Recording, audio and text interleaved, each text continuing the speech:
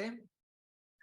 Bé, bona tarda a tothom. En primer lloc, pertoca agrair-vos que hagueu vingut a participar d'aquest acte, un acte del qual la direcció en concret de l'IRCUM ens en congratulem perquè és un dia que ja està fixat en el calendari, no precisament el dia 1 de març, sinó que va rodant, però sí més o menys a les albors de la primavera, en el qual tenim a bé fer l'acte institucional de lliurament, en primer lloc del Premi d'Investigació Doctor Saler Díaz Roig i després d'altres premis, com després veurem, com són el del TFM d'Ardit i del TFGR Cultures Medievals. En primer lloc, voldria excusar la presència de la directora de l'IRCUM, la doctora Meritxell Simó. Vendrà després, està a classe, no ha vingut perquè estigui de vacances, sinó simplement perquè en aquest moment es troba impartint una lliçó del màster de Cultures Medievals i, per tant, dirigiré jo l'acte, diguem-ne, en la meva condició de sotsdirector del mateix Institut de Recerca en Cultures Medievals. Crec que tampoc no paga la pena allargar-me en excés perquè imagino que la majoria dels que esteu aquí ja sou coneixedors de què és l'IRCUM, un institut de caràcter transversal, multidisciplinari, interdisciplinari, que té una fita molt clara: intentar connectar i crear una xarxa de medievalistes amb perspectives d'estudi i d'interessos de recerca ben diferents, des del camp de la història de l'art, com seria el meu cas particular, passant per el notariat, l'economia, les dones, el territori, els hospitals, etc. Després de molts anys de funcionament, la veritat és que els resultats s'alvinen certament positius i que, a més es vehiculen i donen continuïtat a través del màster de Cultures Medievals, del qual, encara que no és una de les potes, diguem-ne, de les que penja a l'IRCUM, el doctorat de Cultures Medievals també, i, òbviament, l'associació Ardit, de la qual després ens en parlarà el Jordi Saura. Bé, l'acte, tal com comentava, d'avui estarà estructurat en 4 parts perfectament diferenciades. A les 3 primeres farem el lliurament oficial dels 3 premis que ja anunciava i en l'última, un dels, diguem-ne, el gran protagonista o un dels grans protagonistes de la sessió d'avui, el doctor Guillermo Tomás Faci, ens impartirà una lliçó magistral, una conferència sobre un tema que segurament ja hauran vist en el títol, però després en tornaré a parlar. Doncs, sense més dilació, si els sembla, començarem amb el lliurament del primer, el lliurament oficial del primer dels 3 premis que ens ha plegat avui. Es tracta del tercer premi IRCUM al millor TFG en cultures medievals. Reitero, tercer premi. Penso que aquesta és una qüestió també molt rellevant a subratllar. No només, com deia al principi, la nostra vocació és la d'interconnectar i fomentar els treballs transversals al voltant de l'edat mitjana, sinó també que el compromís d'IRCUM és la d'esperonar els estudiants ja des de la fi del grau perquè tinguin un interès especial en el món de la cultura medieval. Ja fa 2 anys, per tant, que vam instituir aquest premi amb l'objectiu d'això, d'incentivar que n'hi haguessin més TFGs dedicats al món medieval. En aquest cas, vull dir el següent: el tribunal, integrat per la direcció de l'IRCUM, en aquest cas, de manera particular, la doctora Meritxell Simó, la secretària de l'IRCUM, la doctora Marta Sancho, i un servidor, el doctor Antoni Conejo, juntament amb les doctores Isabel de Riquer i la doctora Rosa Terés, totes dues membres del Consell després de l'IRCUM, va resoldre nomenar guanyador d'aquest tercer premi IRCUM al millor TFG en cultures medievals el senyor Pol Vila Benach pel seu TFG La paraula escrita com a instrument de govern, el multilingüisme en l'administració central de la Corona d'Aragó al segle XIV, TFG que va tenir l'honor de dirigir el doctor Lluís Cifuentes. Pol?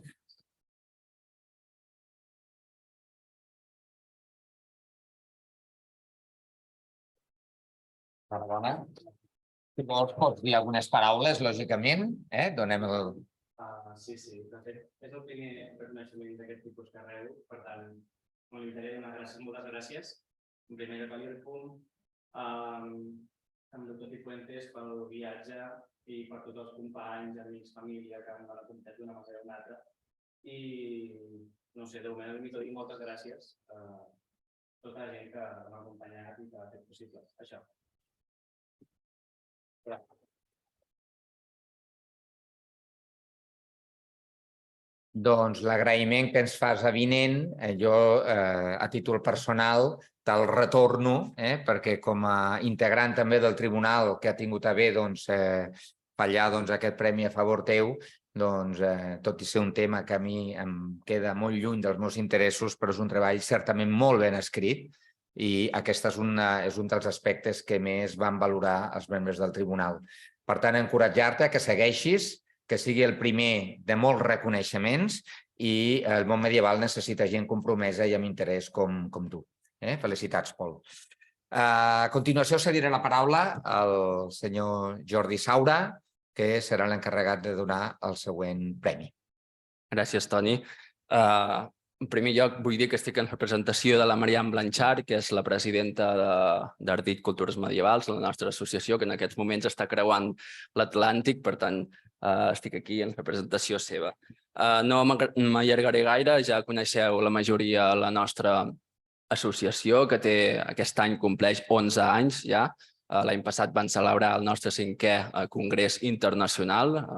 Els congressos és una de les activitats més importants de la nostra associació. Ja està plenament consolidat. Fins i tot hi ha gent que ens demana quan es celebrarà el proper congrés. I com a pota important també de la nostra associació és aquesta recerca i sobretot la difusió de la recerca dels nostres estudiants, en aquest cas estudiants de màster i de doctorat. Com que l'IRCUM ja fa 3 anys que celebra el seu premi TFG, nosaltres vam creure inconvenient des de l'any passat crear aquest premi al millor treball de final de màster en cultures medievals, també per ser una mica de complement, aquesta continuïtat de la recerca des del TFG, el TFM i després ja, si la sort acompanya, en el doctorat. Aquest és el nostre segon premi. L'any passat el va guanyar un premi de trobadors de la Universitat de Girona. En aquest cas, enguany el premi es queda a casa a la Universitat de Barcelona. I el tribunal del nostre premi va fallar a favor del senyor Abel Vázquez Márquez, que va presentar un treball titulat El Preste Joan català, recepció d'un mite geogràfic a la literatura catalana de la Baixa Edat Mitjana, segles XIII i XV, dirigit per la doctora Meritxell Simó Torres, també de la Universitat de Barcelona i directora de l'IRCUM. Si vol passar a recollir el premi.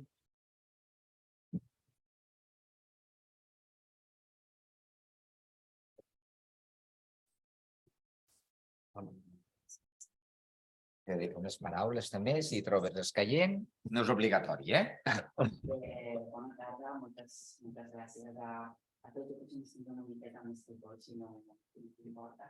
Primer agrair sobretot a Ardit per la gran tasca que fan, difonent les cultures medievals, però especialment creant aquesta xarxa d'unió, de solidaritat entre tots els estudiants que estem aquí fent el programa del doctorat en cultures medievals, perquè no només es creen certes sinergies que són útils per les nostres respectives investigacions, sinó també tota una xarxa de suport personal, emocional, i crec que és molt important pel camí que estem tots iniciant i estudiant el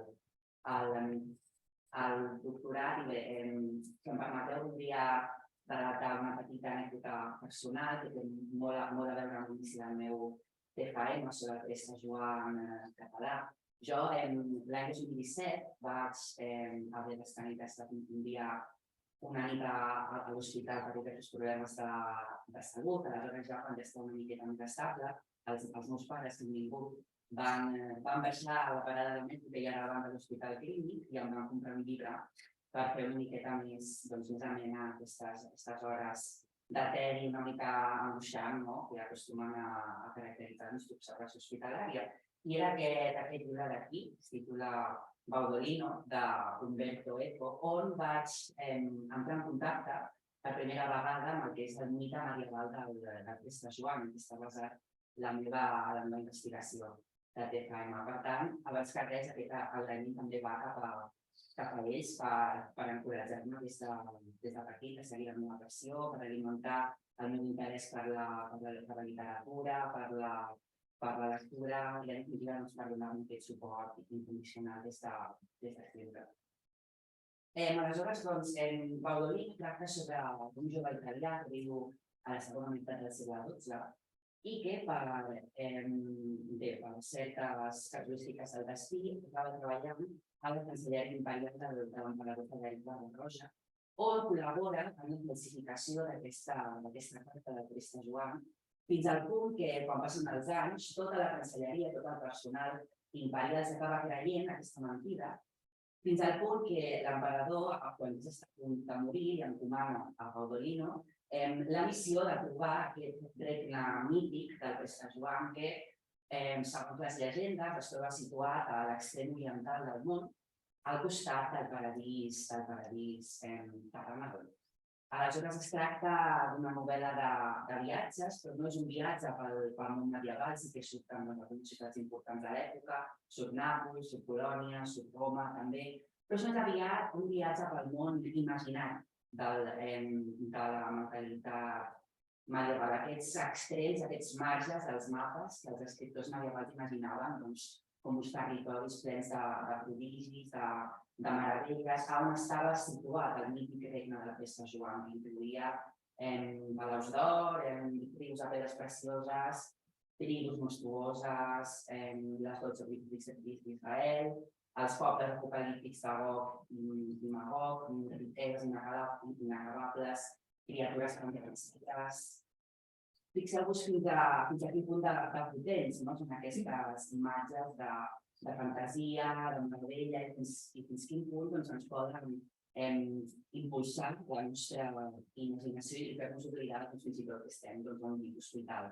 I és precisament aquest valor que tenia la carta del Preste Joan, aquest component meravellós, fantasiós, el que explica la popularitat d'aquest text al llarg de tota l'edat mitjana i també fins a arribar a Catalunya. També els escriptors medievals van caure i es van deixar seduir per aquest encís, pel misteriós, per allò que està llunyà, allò meravellós, allò que no coneixem. I bé, bàsicament durant aquest viatge, Baudolino compta com a guia principal un llibre misteriós escrit per un autor bizantí del segle VI, que era nestorià, tota una història molt rocambolesca. Jo, en canvi, he tingut una guia molt més accessible, que és la doctora Meritxell Simó, fins han dit els meus companys, que encara no ha arribat, però en principi vindrà. Moltes vegades, que aprofitant que no està aquí, l'he escoltat dient que detesta profundament l'educació gratuïta. Però crec que no exagero quan dic que realment és un autèntic plaer i un enorme privilegi aprendre i formar-me al seu costat. Perquè totes les vegades que l'he vist, des que l'he conegut, que fa uns 3 anys, ara mateix, sempre m'he separat d'ella aprenent alguna cosa nova.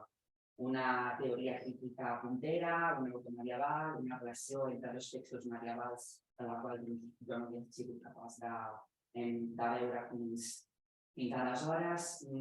I realment simplement voldria agrair-li tota aquesta tasca de mentoria i de guia al llarg d'aquests 3 anys. Juntament també vaig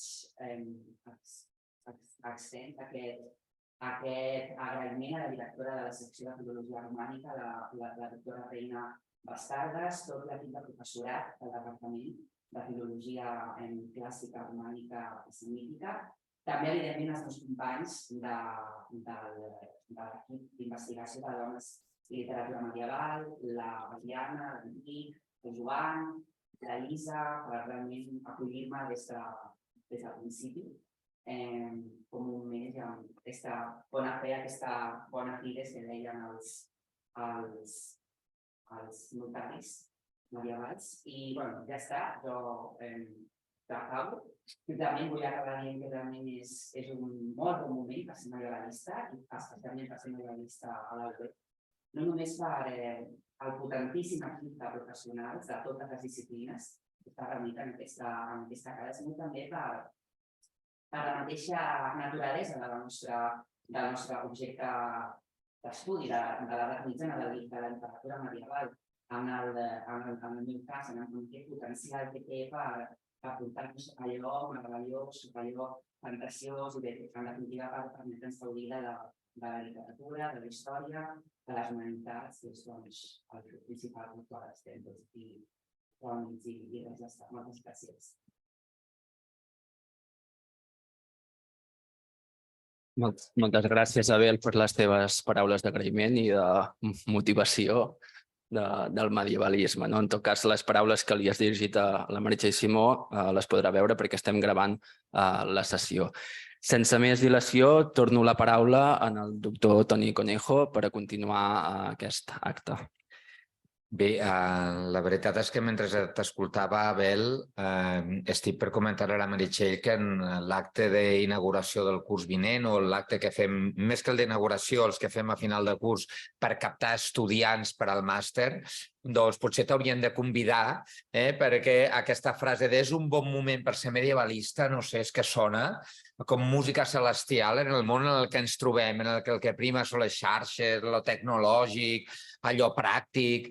Doncs, bueno, el que encara hi hagi gent i jove, amb un futur, espero, prometedor, com el del Pol, com el teu, i que reivindiqueu la bonança d'allò medieval, ostres, els que ens hi dediquem, doncs és sàvia nova. I fa 3 anys que coneixes la Meritxell, els que tenim la sort de fer uns quants anys més i que, a més treballem amb ella colze a colze, doncs imagina't el que aprenem al seu costat. Com deia l'amic Jordi, ja li farem avinent les teves paraules i ja podrà escoltar i segur que més enllà del que ella pensa de l'adulació, doncs n'estarà molt satisfeta. Doncs encarem el tercer àmbit de l'acte d'avui. Ja els havia dit que serien 4, per tant ja n'hem fet 2. El tercer àmbit té a veure amb el Premi d'Investigació Doctor Saladier Roig. El senyor Josep Maria, el doctor Josep Maria Saladier Roig és aquí present, però de manera virtual. Podem veure en la pantalla, a dalt en petit. Ell és veí del meu poble, de l'Hospitalet de l'Infant. Jo aquí també aprofito per treure pit d'on venim i d'on som. I ell és un eminent uròleg jubilat que hi ha amb un gran interès pels temes que tenen a veure amb la història i de manera particular amb la història, els orígens de l'Hospitalet de l'Infant.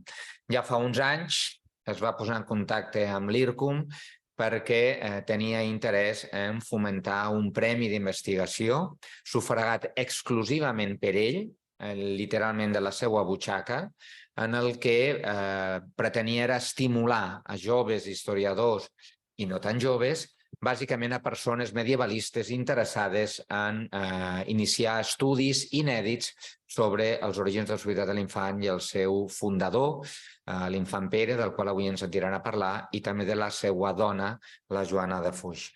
Aquest any hem resolt ja el 7è premi. El 7è premi d'investigació Doctor Saladier Roig, la guardonada ha estat la doctora Alexandra Boixam. La seva proposta de treball el coneixerem l'any vinent, perquè el funcionament del premi és el següent. Els aspirants presenten un projecte d'investigació, un projecte per fer una recerca, i un tribunal falla a favor del candidat guanyador. I el guanyador té, o guanyadora, en aquest cas tenim una primera guanyadora, que és Alexandra Boixam, té doncs pràcticament un any per poder fer aquest treball. Bé, avui ens apleguem aquí per fer el lliurament oficial del 6è premi.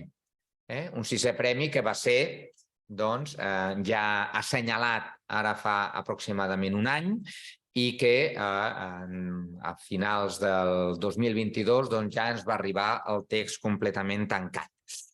Per tant, sense més dilació, entro en la part, diguem-ne, més de caràcter més institucional, i és, doncs, expressar que el Tribunal del 6è Premi d'Investigació Doctor Saladier Roig, presidit per la doctora Meritxell Simó una vegada més, directora de l'IRCOM i professora de la Universitat de Barcelona, la doctora Marta Sancho, secretària de l'IRCOM i professora de la Universitat de Barcelona, i un servidor, doctor Antoni Conejo, en tant que sosdirector i coordinador científic del Premi d'Investigació Doctor Saladier Roig, van resoldre concedir el premi al doctor Pablo Sanahuja Ferrer pel seu treball Estudi de la lloctinença de l'infant Pere al Regne de València durant la Guerra de Castella, 1356 i 1358. El motiu pel qual el tribunal vam trobar bé concedir-li amb ell el premi responia als criteris de rellevància científica, a la riquesa de les dades que pretenia aportar i que efectivament ha aportat en el treball que alguns, entre els quals jo mateix, ja he tingut l'honor de poder llegir. Abans de fer el lliurament oficial del premi, voldria també destacar que el doctor Pablo Sanahuja és llicenciat en Història per la Universitat de València i doctor en Història Medieval per la mateixa universitat, tot just l'any passat, amb una tesi titulada Un reino asediado, el impacto de la guerra de los dos Pedros en el reino de Valencia, estructuras políticas, econòmiques i socials, dirigida pel doctor Rafael Narbona. Durant la seva tesi es va especialitzar en l'estudi de la guerra medieval i d'això va el seu treball. Estant el seu camp d'estudi centrat en la Corona d'Aragó i el Regne de València durant el segle XIV. Ha fet diverses estades d'investigació a les universitats de Coïmbra i Toulouse i actualment, i aquí el tenen en pantalla, és postdoctoral fellow del Real Colegio Complutense a Harvard University, és a dir, que està a Harvard. Aquí no el veuen, no està al menjador de casa seva, sinó que es troba a Harvard. Doncs, tal com deia, farem el lliurament oficial d'aquest premi. Recollirà el premi en nom del Pablo Sanahuja el doctor Stefano Cingolani, del qual després en tornaré a parlar, i tanmateix després donarem la paraula al doctor Sanahuja. Per tant, felicitats, Pablo, i el doctor Cingolani ara agafa el premi en el teu nom.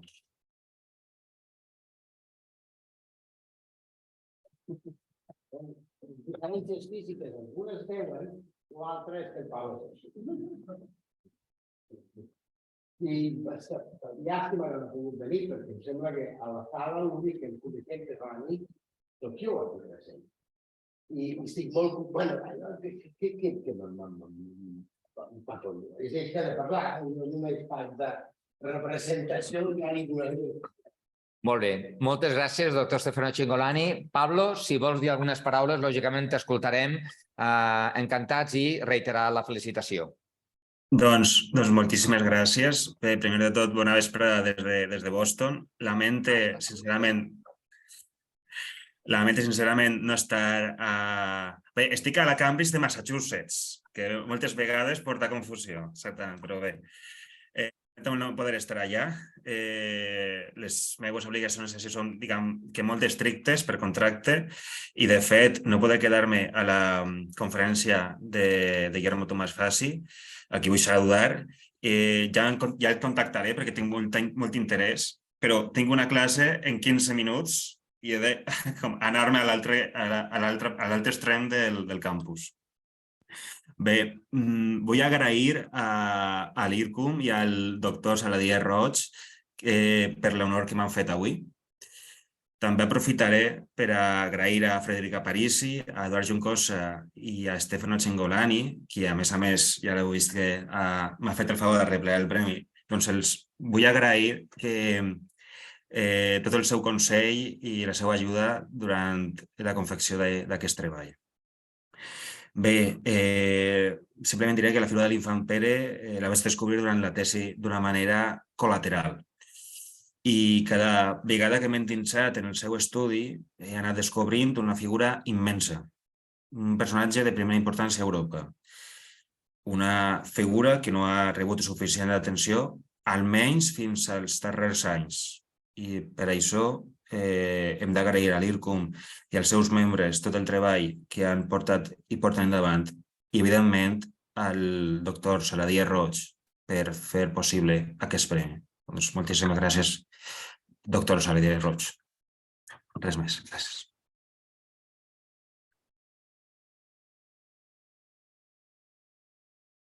Pablo, agraeixo immensament les teves paraules.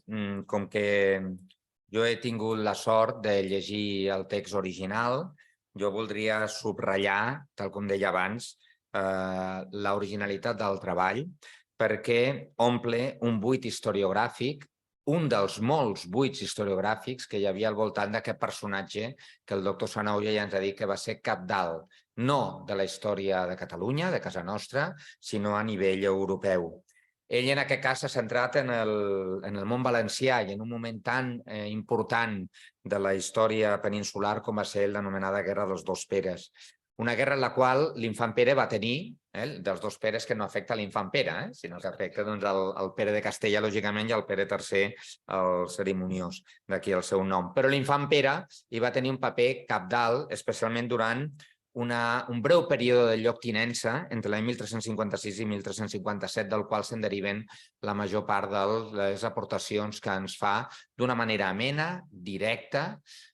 No és un simple exercici positivista de recull de dades, sinó que les raona i en fa tota una lectura d'investigació extraordinària per conèixer quin va ser el seu rol cabdal, cert que durant un període molt breu, durant aquest conflicte.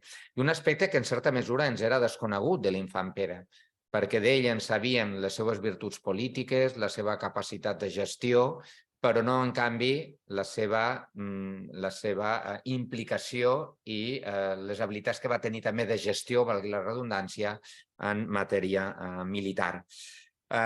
Començant pel seu èxit a la victòria d'Alacant, de la que ens en parla el text del doctor Sanahuja, passant per la seva determinació diligent, un terme que manllevo directament de l'autor, a l'hora de prendre decisions que testimonien una vegada més les seves habilitats. I en la part final del text, el doctor Sanahuja deixa oberta una sèrie de preguntes, perquè un dels aspectes més rellevants i més coneguts de l'infant Pere és que va ser l'autor d'una obra cabdal, un espill, és a dir, un manual a l'ús per al bon governant, l'anomenat de Regimine Principum. I ell deixa oberta la pregunta: va influir el seu paper actiu en la Guerra dels Dos Peres a l'infant Pere a l'hora de redactar determinades parts d'aquest text, especialment en aquelles que tenen una connotació bèl·lica? Doncs amb això l'única cosa que puc dir és que hauran d'esperar per veure què és el que ens ha dit, perquè l'esperit del Premi d'Investigació del doctor Saladier Roig és el que ja deia, impulsar estudis que permetin aprofundir en el coneixement de l'Hospital de l'Infant i en concret, sobretot, del seu fundador, com és l'infant Pere. El resultat d'aquestes investigacions s'han traduït ja en dues publicacions que tenen aquí.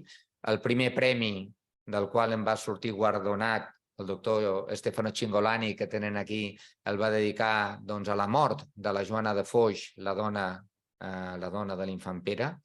El quart premi, perquè el segon va quedar desert i el tercer, per diverses circumstàncies, encara no ha sortit la publicació. El quart premi el va tornar a guanyar el doctor Cingolani, en aquest cas conjuntament amb en Joel Colomer, i van fer un treball extraordinari, que també el tenen aquí publicat, en aquest cas dedicat al matrimoni, si el primer anava sobre la mort, aquest és sobre el matrimoni de l'infant Pere i la Joana de Foix.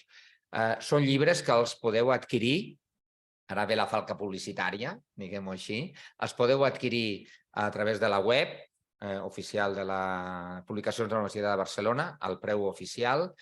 Si a algú li interessa, avui el podeu adquirir aquí amb un descompte significatiu. El del matrimoni a 20 euros i el de la mort a 10 euros per si a algú li interessa.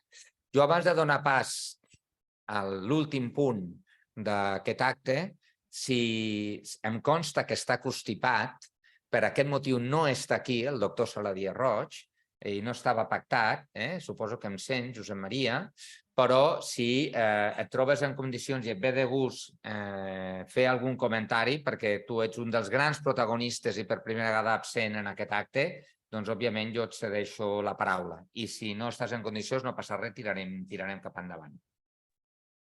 M'encanta que em donis una mica la paraula, sí, és veritat.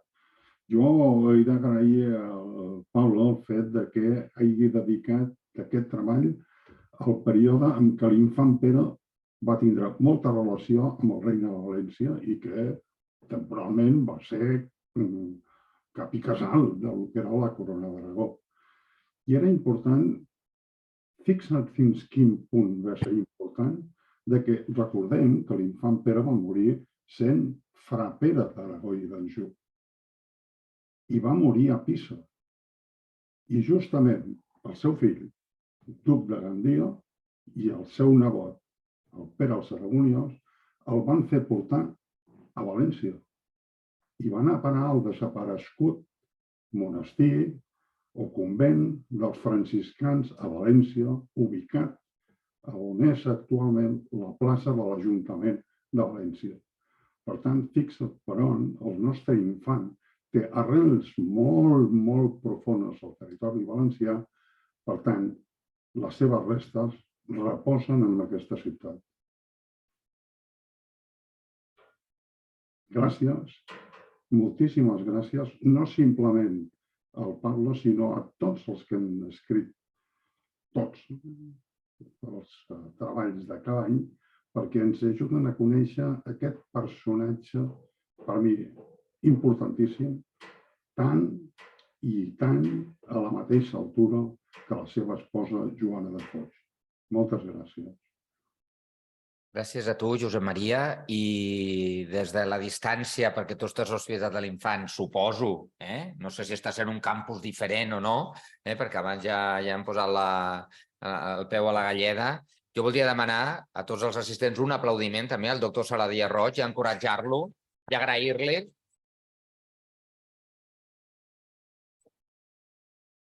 agrair-li absolutament el seu interès perquè, com deia, de manera completament desinteressada i sense buscar absolutament res a canvi, fa possible la viabilitat econòmica d'aquest premi, del qual esperem que tingui una durada llarguíssima perquè els resultats estan a la llum. Doncs, dit això, entrarem en el bloc principal, diguem-ne, d'aquest acte, el quart punt, que consistirà, com bé saben tots els assistents, en una conferència a càrrec del doctor Guillermo Tomàs Faci, que al seu torn va ser el guanyador del 5è Premi d'Investigació Doctor Saladier Roig. De fet, el costum d'aquest acte és que el guanyador de l'any anterior vingui aquí a fer una conferència sobre el seu treball. De tal manera que, Pablo, ves demanant ja permís a Harvard, perquè ja sé que és molt complicat això que te'l donin, perquè l'any que ve sí que et volem aquí, físicament, per poder-te estrenyar la mà i per poder gaudir del teu magisteri. Bé, el doctor Guillermo Tomàs Faci, com deia, va ser el guanyador del 5è Premi d'Investigació Doctor Saladier Roig, amb un treball dedicat a l'infant Pere, en tant que comte de Ribagorça. De fet, l'essència del seu treball serà la conferència que farà avui i de la qual ja els avanço que estic convençut que l'any que ve, igual que ara estem aquí fent la falca publicitària de 2 llibres, doncs ja afegirem el tercer d'aquesta col·lecció IRCUM Premis, que serà la del doctor Guillermo Tomàs Faci. El senyor Tomàs Faci és tècnic superior d'arxius de l'Arxiu de la Corona d'Aragó. Es va doctorar el 2013 a la Universitat de Saragossa amb una tesi titulada sobre la Ribagorça medieval, publicada el 2016 amb el títol Montañas, comunidades y cambio social en el Pirineo medieval, Ribagorza, siglos X-XIV. Ha estat guardonat i ha estat mereixedor, per tant, de diverses beques postdoctorals a Vitòria i Saragossa, i pel que fa referència a les seues línies de recerca està especialitzat en societats rurals, la cultura escrita, la història sociolingüística del Regne d'Aragó a l'edat mitjana. Un molt bon moment per a ser medievalista i un bon moment per escoltar i gaudir del magisteri del doctor Guillermo Tomàs Faci. Et deixo la paraula.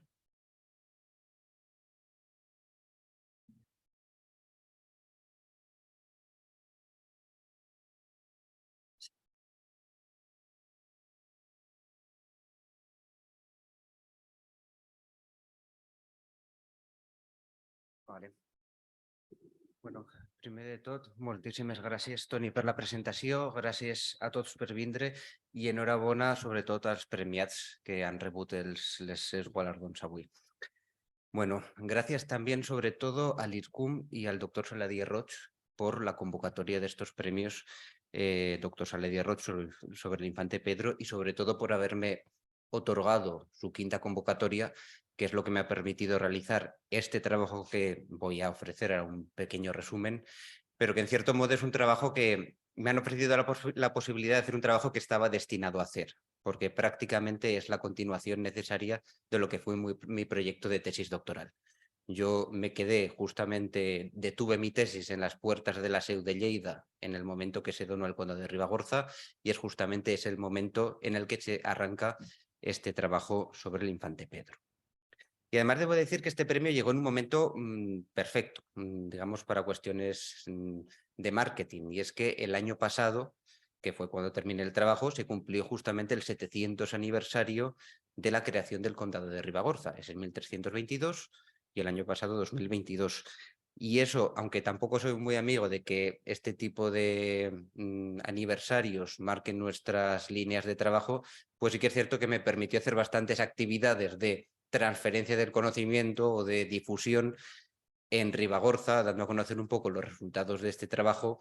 Se hicieron en primer lugar una conferencia en Benabarre el mismo día del aniversario, luego unas jornadas en Benasque, luego un acto en la Catedral de Lleida organizado por la Generalitat. El año que viene habrá una exposición itinerante por Ribagorza, se publicará este libro. Digamos, ha permitido la unión del aniversario con este trabajo de investigación, yo creo que ha permitido dar a conocer bastante por el territorio una figura que era realmente desconocida. Y yo creo que por varios motivos era un trabajo que era importante hacerlo. En primer lugar, porque era un agujero importante en nuestro conocimiento. Es decir, prácticamente no sabíamos nada sobre la faceta del conde Pedro, del infante Pedro como conde de Ribagorza, pero luego además no sabíamos nada sobre Ribagorza en ese periodo. Es decir, las monografías de historia local, cuando llegaban a ese periodo, se limitaban a decir una serie de tópicos comunes, sacados a veces de Jerónimo Zurita, pero ahí se acababa todo lo que se sabía sobre este periodo.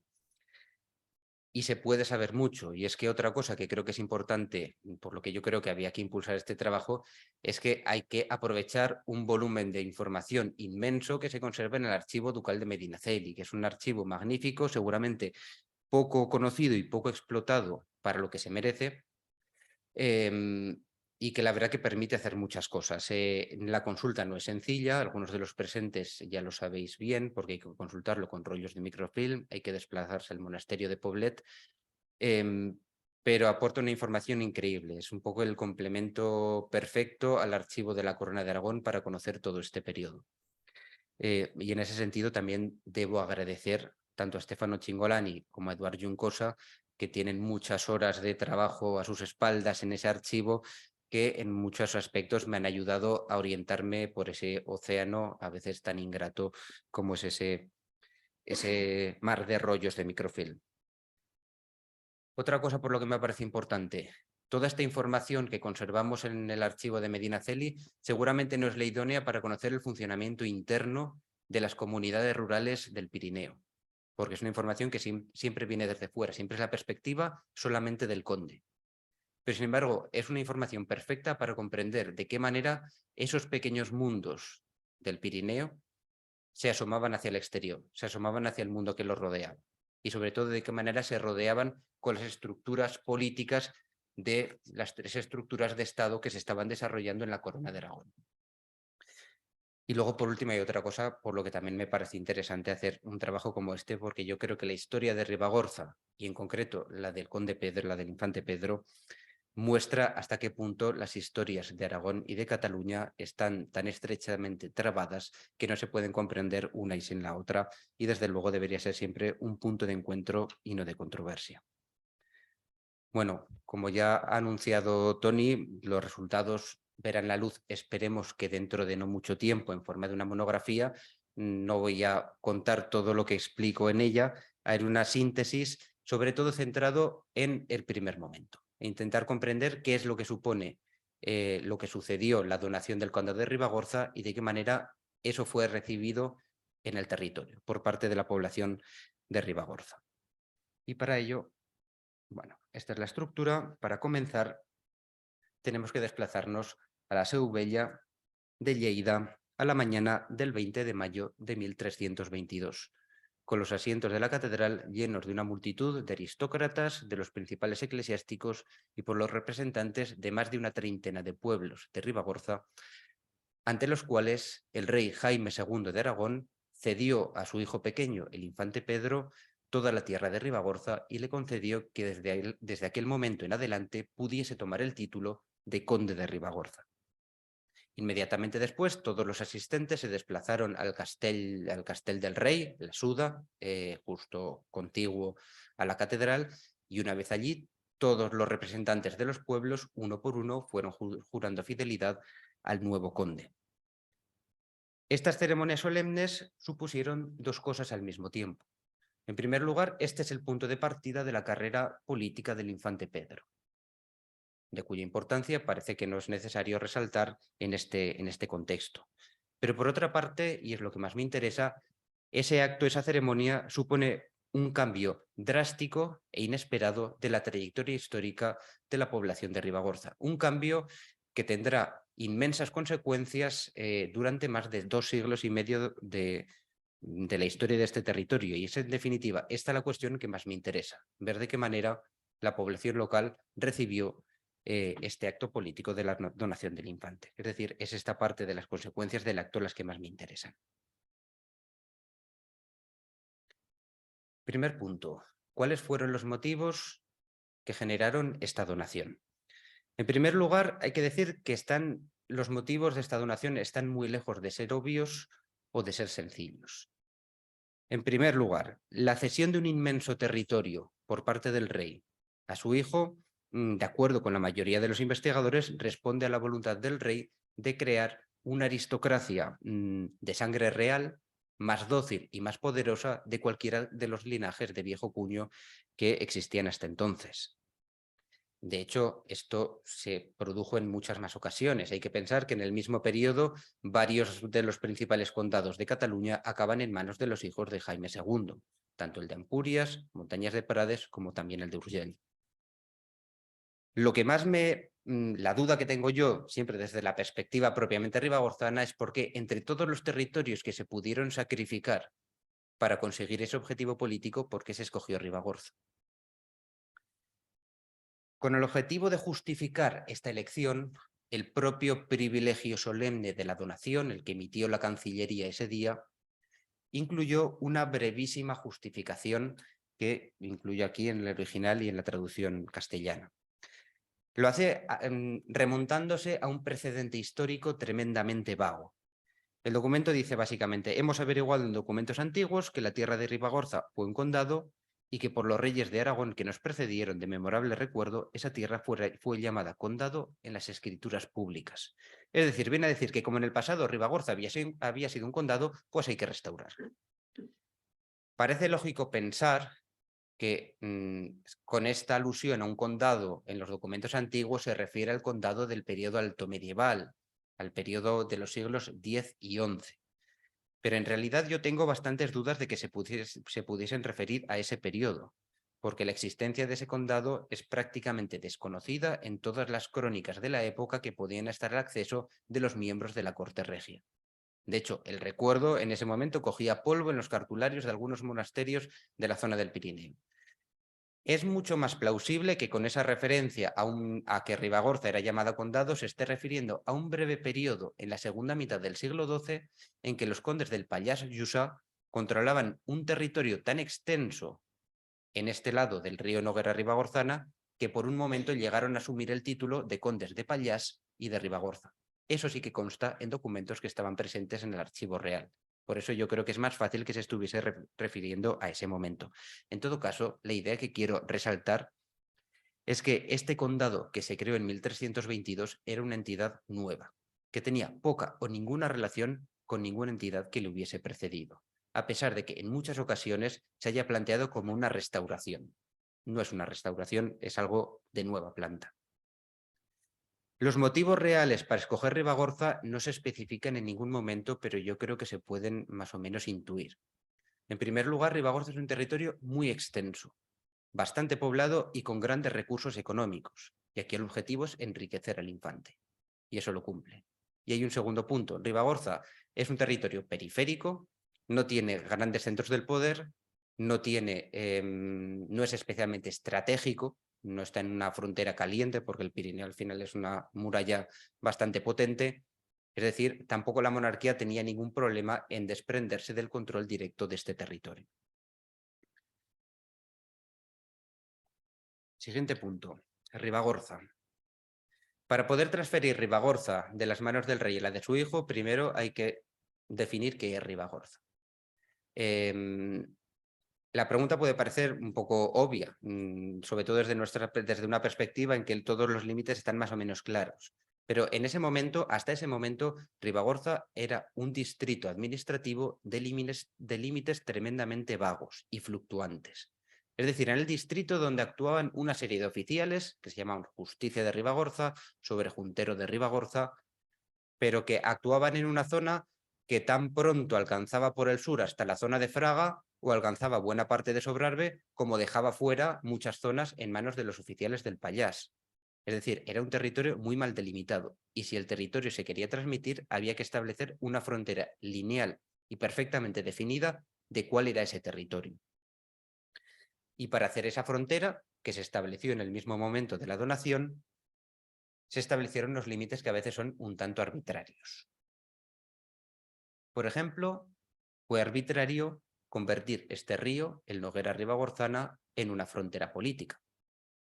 Hay que decir que además esta conversión del río en una frontera política entraba en contradicción con la decisión de 1300 de establecer la frontera de Aragón y de Cataluña en los límites que tuvo durante un tiempo, que se basaba básicamente en el tipo de legislación que se aplicaba en cada territorio. De acuerdo con ese límite, había varias poblaciones que quedaron integradas en Pallás y por lo tanto en Ribagorza, pero al establecer el límite en el río, esos pueblos quedaron integrados en el condado de Ribagorza y por lo tanto pasaron al Reino de Aragón. Y también era arbitrario el límite meridional. Se decidió simplemente que las poblaciones de Tamarit de Litera, Sant Esteve de Litera y Monzón quedaban fuera de Ribagorza.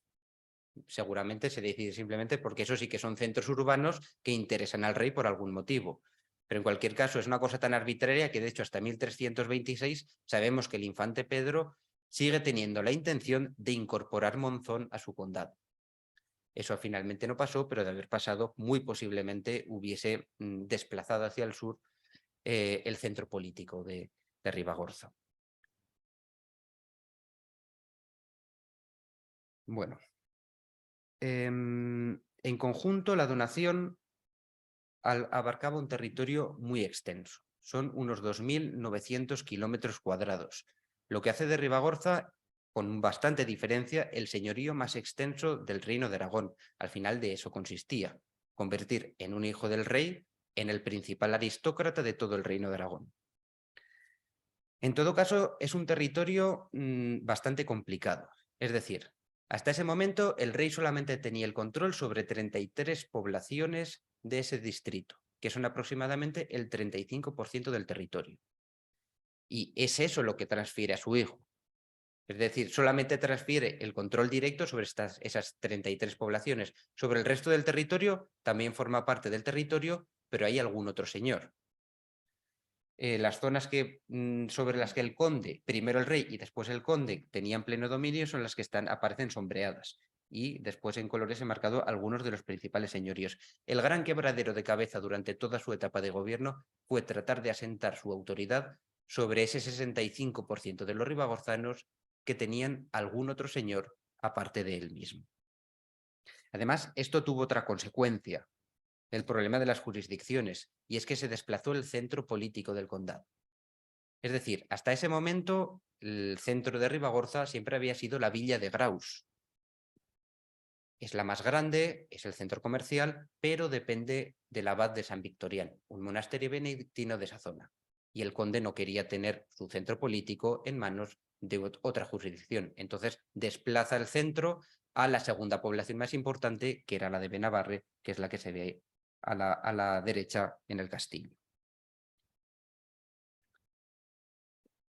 Siguiente punto, los ribagorzanos.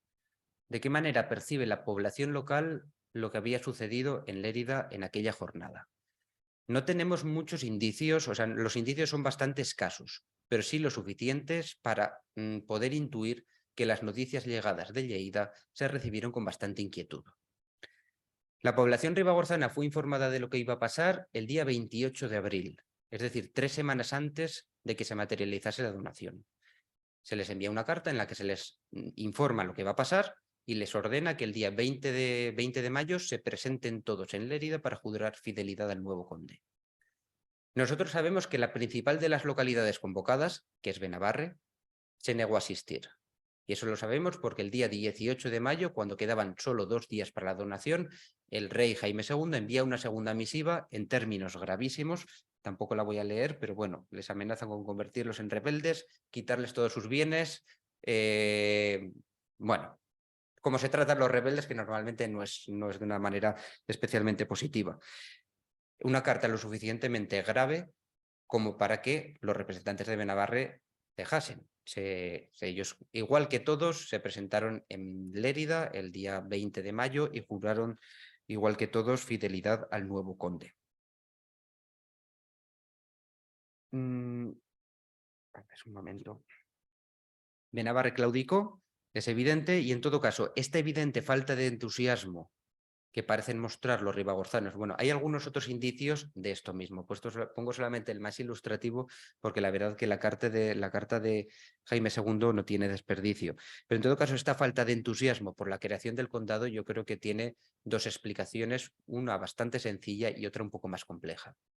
La más sencilla es que a nadie le gusta ser cedido como una cabeza de ganado ni ser utilizado como moneda de cambio en unos juegos políticos que seguramente a ellos ni les iban ni les venían. La explicación más compleja yo creo que pasa porque hasta entonces existían una serie de equilibrios políticos que habían alcanzado a través de una larga negociación entre los representantes de Ribagorza y el rey Jaime II, que se tradujeron en una considerable autonomía política y fiscal. Todos estos equilibrios políticos reventaron en la mañana del 20 de mayo de 1322, porque de manera generalizada el nuevo conde no se sintió obligado a cumplir ninguno de los compromisos de su padre. Lo que hizo fue poner todo su esfuerzo en aumentar al máximo los recursos económicos que podía obtener del territorio. Y adelanto que sus éxitos en realidad fueron bastante limitados, en buena medida por la resistencia que se encontró.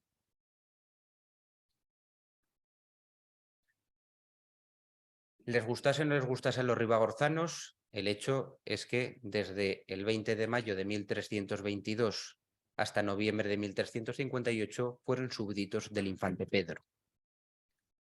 Sintetizar 36 años de actividad política del infante en esta conferencia no tendría mucho sentido, con lo cual me voy a centrar simplemente en algunas de sus principales decisiones de los primeros días, que yo creo que además marcan algunas de las pautas de lo que serán sus líneas de gobierno posteriores. Lo primero que hizo Pedro cuando terminaron todas las ceremonias de investidura fue tratar de informarse sobre el territorio que le había llegado a sus manos.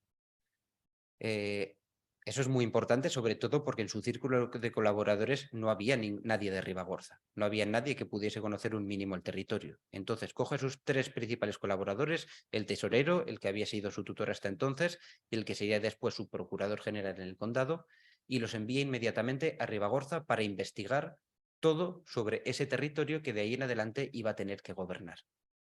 Eso pasa ya a final de mayo, ya se presentan estos 3 representantes del conde en Ribagorza y a principio de junio convocan 2 reuniones, una en Benabarre y otra en Graus, en donde convocan a todos los pueblos, a cada uno de ellos les entregan un formulario, un cuestionario, perdón, y les obligan a responder por escrito a todo ese cuestionario y después jurar sobre la Biblia que todas las respuestas a este cuestionario eran las correctas.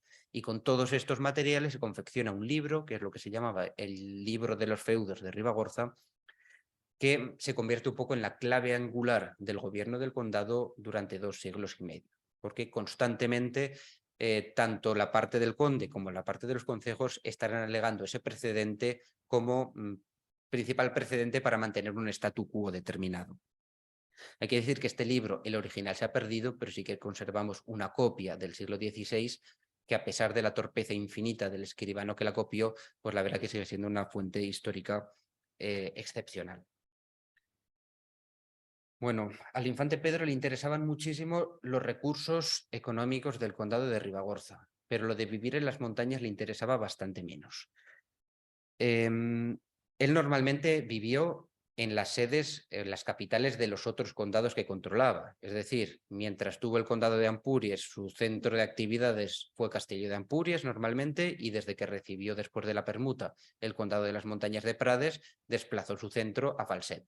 Y si no, estaba en alguna de las grandes capitales de la corona de Aragón. Parece ser que en algún momento de las ceremonias de la donación del condado, el conde se debió comprometer con sus futuros súbditos, o los que ya eran sus súbditos, a hacerles una visita para conocer en persona Ribagorza. De todos modos, tan pronto como todos se fueron de Lleida, comenzaron las excusas. Y conocemos una carta que es muy curiosa, una carta de septiembre, es decir, han pasado unos 3 meses, en donde, bueno, pues viene a decir que se encuentra muy mal, que ha tenido mucha fiebre, está muy malito, que ahí en Ribagorza hace un frío que pela y que se va a Valencia, donde hace una temperatura mucho mejor. Hasta julio de 1325, es decir, más de 3 años después, no pisó Ribagorza. Y si sumamos todas las estancias que hizo el conde en Ribagorza durante sus 36 años y medio de gobierno, no llegan a 1 año y medio. Es decir, estuvo bastante poco. En otros momentos, otros premios han podido mostrar un poco al conde como promotor de las artes, grandes ceremonias, un conde mucho más espléndido. Ribagorza, desde luego, no participa de este tipo de actividades. Como mucho puede pagar la fiesta, pero poco más. Bueno, el infante apenas estuvo sobre el terreno, como digo, y por lo tanto pudo ejercer todas las actividades de gobierno a distancia. Y por ello, los primeros actos políticos del conde, los primeros que aparecen en los registros que se conservan en el archivo ducal de Medinaceli, son precisamente el nombramiento de sus nuevos oficiales que ejercerían el poder en su nombre. Y el principal de ellos era un hombre que se llamaba Galacián de Tárraba, que era un jurista de Zaragoza, un jurista que gobernó Ribagorza con mano dura durante más de 2 décadas, en medio de constantes acusaciones de corrupción, de violencia y también de un cierto desconocimiento del territorio. Y como segundo de a bordo, se nombró a un segundo jurista, que era Guillem Calvet, esta vez un jurista de Lleida, que tenía la función de hacer las funciones de este procurador general, pero en aquellas poblaciones y en aquellos contextos donde no se debía aplicar la ley, los fueros de Aragón, sino las leyes catalanas, lo que nos devuelve un poco a esta naturaleza siempre a caballo entre Aragón y Cataluña del territorio. Bueno, voy terminando ya, que tampoco me quiero alargar mucho.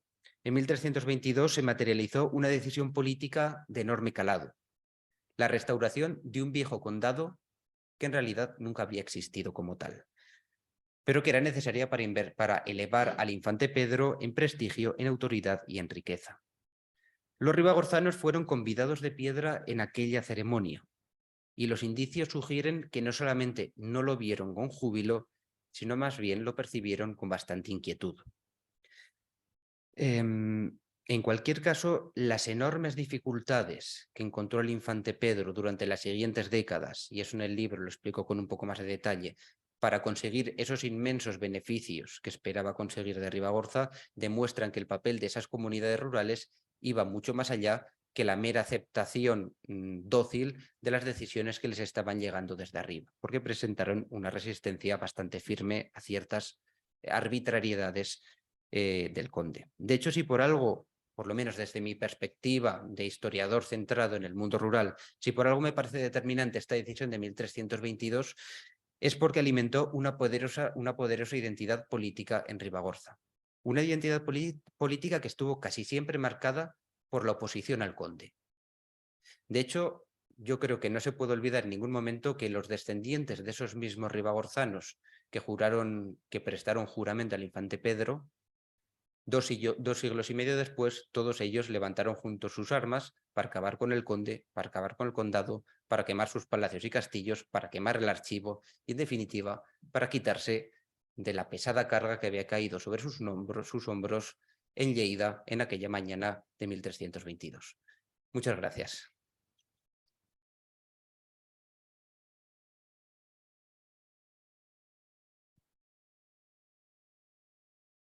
Bé, després d'aquesta brillant intervenció del doctor Tomàs Papi, suposo que us l'han invocat en el ple d'estaberniment, perquè només ens ha donat el primer plat, l'aperitiu i el primer plat. Ens falta ara el plat principal i les postres, però, òbviament, si us ha despertat d'interès o té una pregunta, doncs ara és el moment per a fer un bon medievalista. Si em dic alguna, doncs preferiria no haver de pensar jo al gel. Però que sembla que en moments de cohesió no s'ha de tirar alguna cosa. No, d'aquesta dic.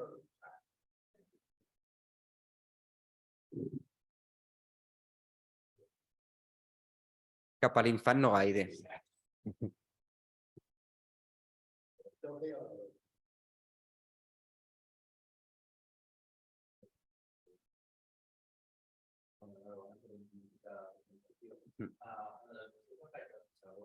També li cedeix la capacitat de creació d'hospital?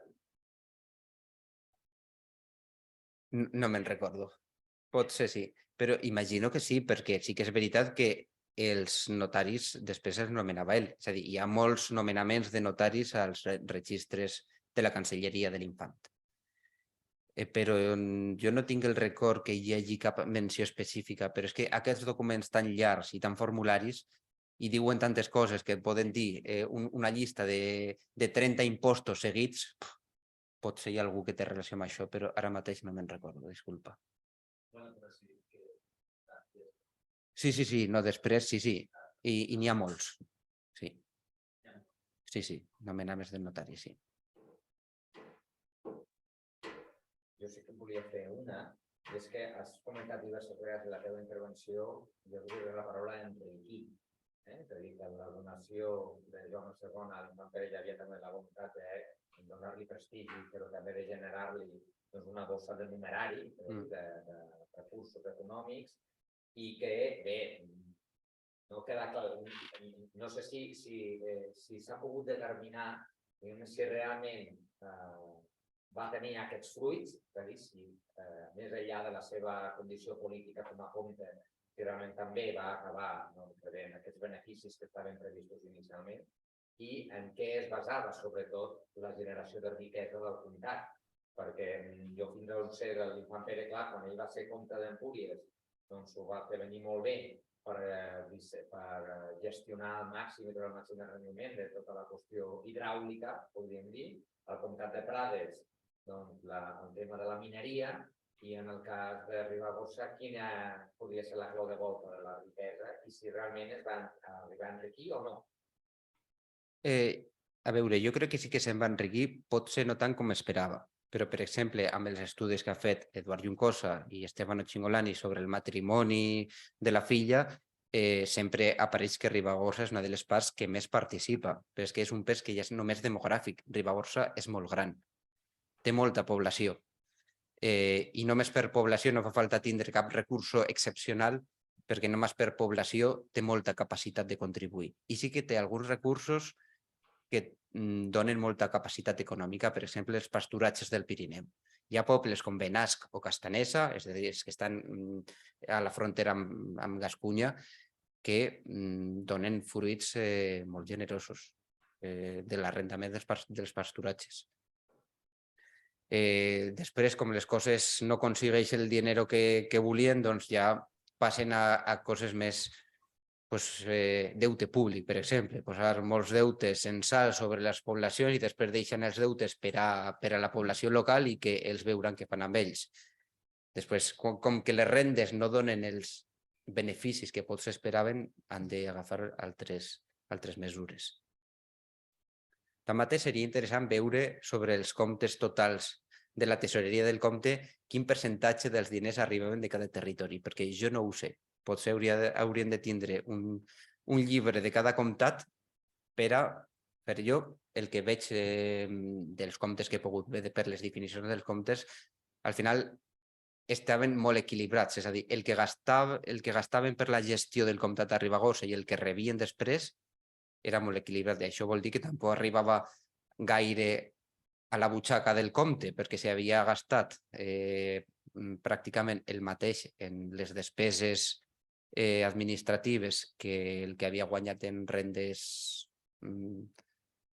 feudals, doncs el benefici no és gran. Però bueno, s'hauria de continuar.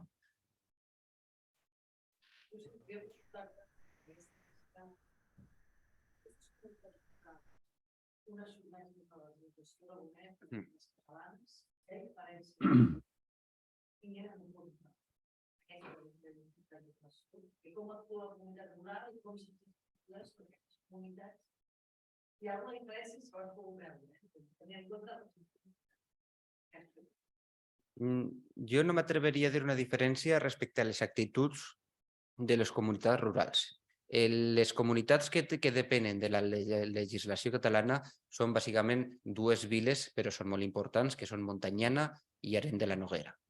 És veritat que la relació que té el comte amb aquestes dues viles és, diguem, molt més intensa que amb la resta del territori. Hi ha una comunicació molt més fluida.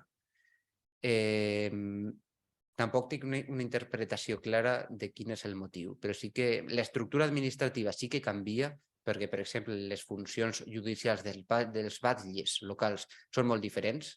Aquests llocs és com a Catalunya, els batlles tenen moltes funcions que a l'altre costat és un funcionament una mica diferent perquè és només una justícia que serveix per a tot el territori i no és un batlle local. Però no m'atreveria a dir des del punt de vista de les pròpies comunitats si hi havia un comportament diferent, una actitud diferent envers el comte. Però sí, les diferències són paleses i l'infant posava molta cura en respectar les diferències. És a dir, sempre hi ha hagut moments en què s'havia anomenat, per exemple, un oficial que el document diu forista per a un poble de legislació catalana i s'exigeix la immediata deposició d'aquest oficial i posar un altre. És una cosa que estava molt present a l'administració del comtat. Guillermo, sisplau. Guillermo. Sí.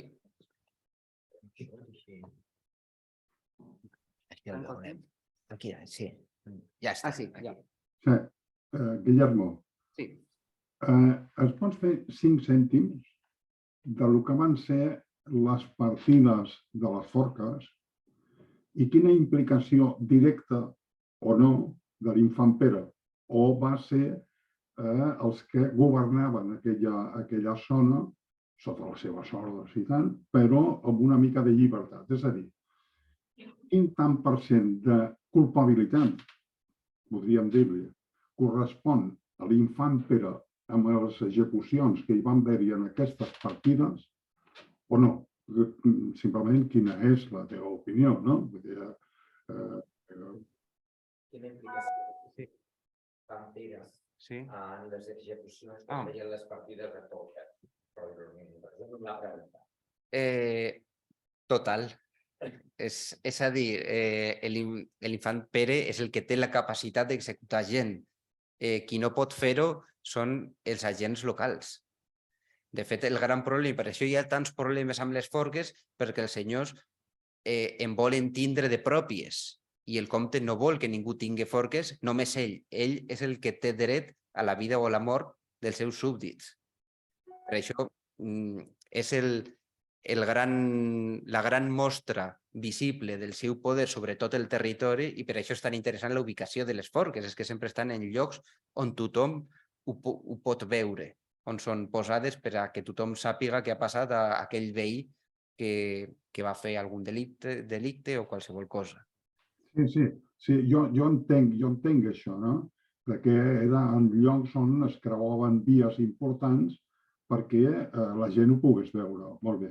Però què tanta d'implicació tenia l'infant Pere amb aquestes execucions que es produïen? Eren així? No eren així? Era que es governava d'una manera... Home, el que sí està clar és que l'infant Pere no va ser benvingut a la Ribagorça, això està clar, no? I aquest treball té aquesta virtut, jo crec que és molt objectiu. vagi del costat que vagi, dona igual. Però jo, clar, voldria saber què pensa el Guillermo de que si hem de posar culpables amb les forques, quin tant per cent correspon a l'infant i quin tant per cent correspondria a qui governava des de la distància, no? Perquè ell, com diu molt bé, a València feia més sol i s'estava molt de temps en aquesta zona i no passa a la Ribagorça. És simplement saber la teva opinió, quin criteri tu tens d'això.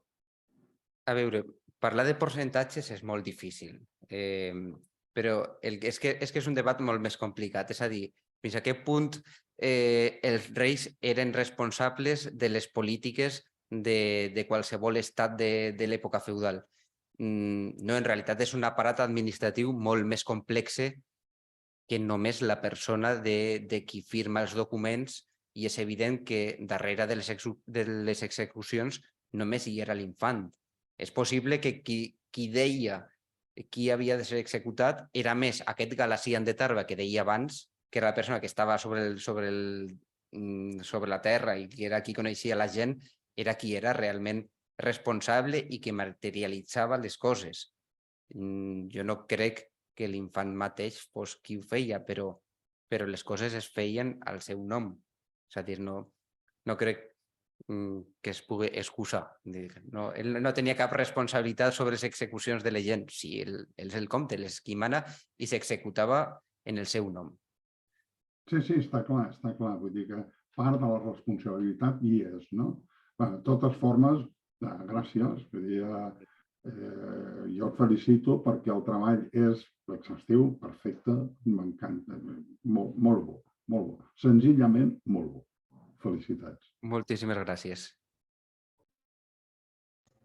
Jo podria fer, no vull tampoc monopolitzar-me, però dues preguntes ja callaré jo per la meva part, molt ràpides. La primera és, has insistit molt que l'infant Pere va estar-hi molt poc i fins i tot has comptabilitzat més o menys el temps que va arribar a estar tota la seva vida a la Ribagorça, has calculat en un any i mig.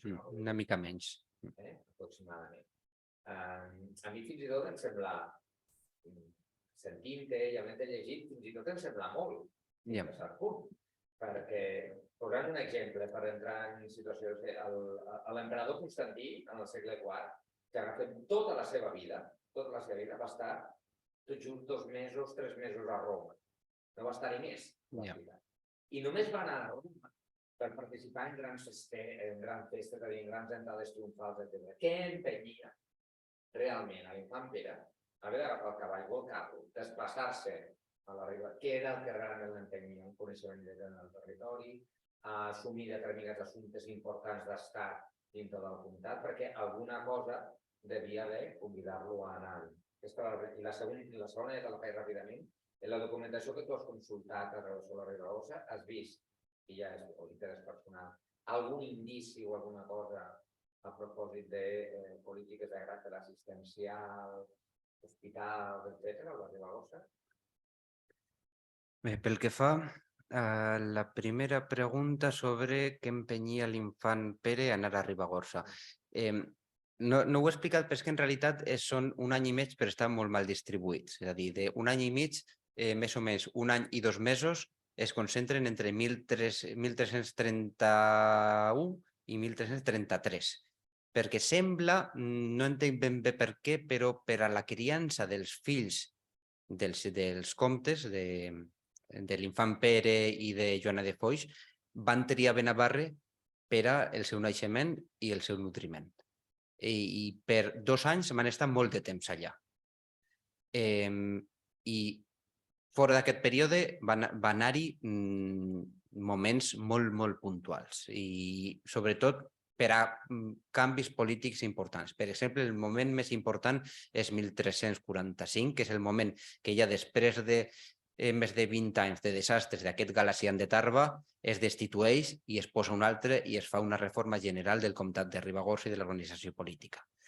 En aquest moment sí que hi puja i fa una visita de 2 mesos i que visita gairebé tots els pobles del territori. És el contacte més estret que té. I fora d'aquesta ocasió és que ja són coses tan puntuals que jo no crec que es pugui extreure un patró de moments concrets. I pel que fa a l'assistència, no hi ha cap menció a hospitals ni res paregut. La cosa més pareguda que m'he trobat, i sí que és interessant, és la requesta de metges. Perquè aparentment no n'hi havia gaires. Hi havia un moment que hi ha un document demanant un metge que vivia a Barbaste per a que anés a viure a la Ribagorça. Hi ha un document que sí que és molt bonic, que és un permís a una dona d'un poble que es diu Viacamp per a que ella mateixa exerceixi com a metgessa. Que li perdonen tots els impostos perquè ella pugui exercir com a tal. Són les dues coses que s'apropen més al que dius, perquè d'hospitals no n'he vist mai. Em sembla curiós, però, això, que el període més llarg continu que està a la Ribagorça és per un motiu familiar de criança, que no sé si en els, per dir una manera, permeteu el presentisme, els caps d'estat medievals, és molt freqüent que fixin la seva residència permanent durant un període tan llarg per una raó de criança de la criatura. No crec que sigui una cosa molt freqüent. No ho sé. Jo ho he pensat sovint i jo a vegades dic, no sé, aquesta dona, la Joana, era de Foix, potser deia jo soc del Pirinenca i jo vull tindre els fills al Pirineu. No ho sé. Però sí que és evident que, de fet, hi ha metges de Castelló d'Empúries que van exprofesso a Benavarre per a atendre els fills i hi ha pagaments a les nodrisses dels fills. Sí que hi ha una intencionalitat molt clara. I després ja quan creixen una mica ja hi ha 10 anys que el compte no hi és mai. La criança dels fills busquen localitats. Perdó? La criança dels fills ja es trien llocs que tinguin un bon fill. Ja. Barcelona no. Ja. Ja.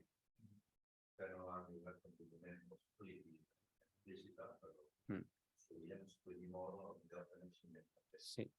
Pot ser un lloc molt húmid com Castelló d'Empúries podria semblar una mica més insalubre i Benavarre, que és la muntanya, no sé, no ho sé.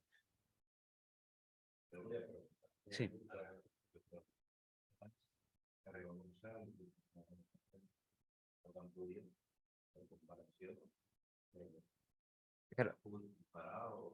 Per això jo crec que el que hauríem de fer potser és fer una comparació hauríem de conèixer bé la tesoreria de l'Infant Pere i això es pot fer perquè hi ha documents que ho permeteixen. Però jo no ho he fet. No ho he fet perquè s'hauria de consultar moltes sèries que estan a l'arxiu de Minaceli, però que és un oceà immens. Per a properes convocatòries, si hi ha algun voluntari, ara que està de moda...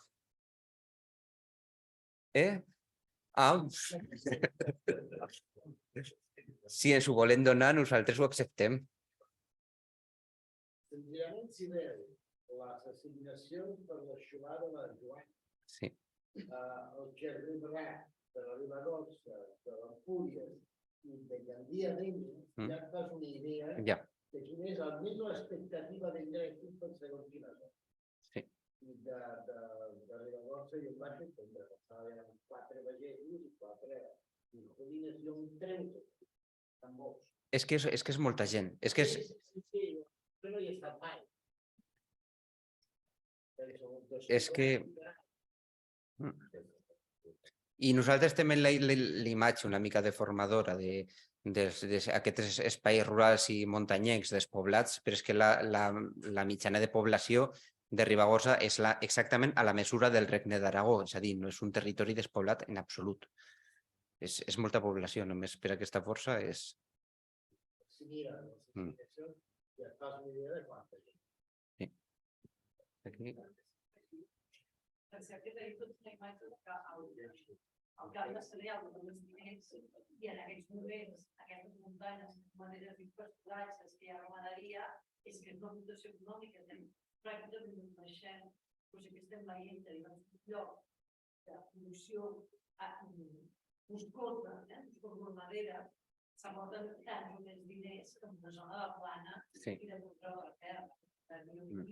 sí que veuria aquest complement de Ribagorça, que a més a més el que li està oferint a l'Espera és un lloc de cereals, un lloc d'Empordà, Plana d'Empordà, un lloc de muntanya, que fa és complementar perquè difícilment venia a pujar d'un lloc i a pujar de l'altre, o venia a sequera d'un lloc i a sequera de l'altre, i per tant sembla una operació econòmica de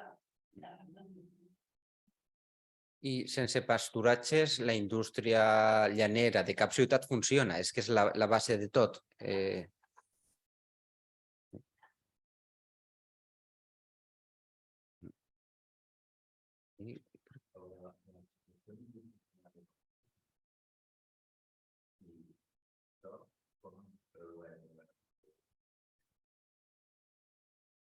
Problema complicat. Teniu temps?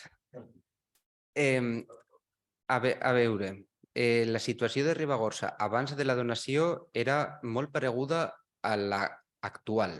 Diguem, hi ha mitja Ribagorça on la llengua notarial habitual és l'aragonès i l'altra mitja Ribagorça on la llengua és el català. La creació del comtat de Ribagorça el que fa és trencar aquest equilibri a favor del català. Al començament sí que és veritat que la Cancelleria de l'Infant sí que feia servir sovint l'aragonès, a vegades per escriure també Ribagorça. De fet, aquest llibre dels feus que deia abans es va escriure en aragonès, però només al primer moment, i sí que hi ha algunes cartes als pobles occidentals del comtat que estan en aragonès. Després desapareix. I, de fet, una de les conseqüències sobre els usos lingüístics al territori és que l'aragonès desapareix als notaris. És a dir, des de la creació del comtat només es pot trobar textos en aragonès, per exemple, comptables, textos poc formals, perquè les escritures notarials són llatí o català. A una vila com a Graus, abans de 1325, gairebé tot estava en aragonès, després desapareix, ja no torna a aparèixer. Com? Bueno, la pregunta, la clau ja és el que deia abans del nomenament dels notaris. Qui nomena els notaris controla els seus coneixements i la seva cultura escrita. Jo crec que és això.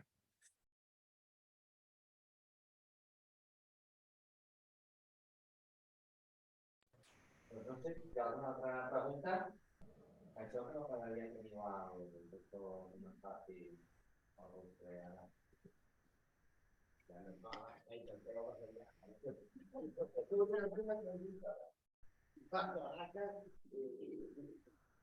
Quan vulgueu vindre sereu ben rebuts. Doncs, si us sembla, donarem per enllestit aquest acte.